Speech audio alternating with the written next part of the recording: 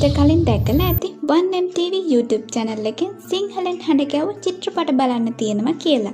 නමුත් චිත්‍රපට නැරඹීමට ගැටලු ඔයාටත් තියෙන්න ඇති. මම මේ පොඩි වීඩියෝ එකෙන් කියලා දෙන්නේ ඔයාට චිත්‍රපට බලන්න බැරි වෙන හේතු 3 හදාගන්න විදිය ගැනයි. පළවෙනිම කරුණ තමයි මේ වීඩියෝ වල description එකේ link එක පෙන්වන්නේ නැති එක. ඒක හදාගන්න මෙන්න මේ තැන ටච් කරාම link එකට යන්න පුළුවන්.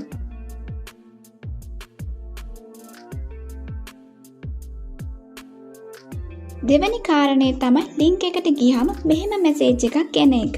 ඒකට කරන්න ඕනේ ඔයාගේ YouTube එකේ මෙන්න මෙතනට යන්න. දැන් setting වලට යන්න. ඊට පස්සේ මේ general වලට යන්න.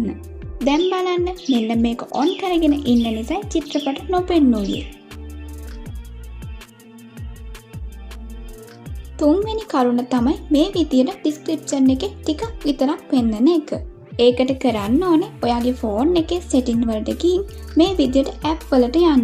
YouTube තෝරගෙන මේ storage කියන එකට යන්න. මේ විදියට data delete කරන්න. දැන් බලන්න චිත්‍රපටය පෙන්වනවා.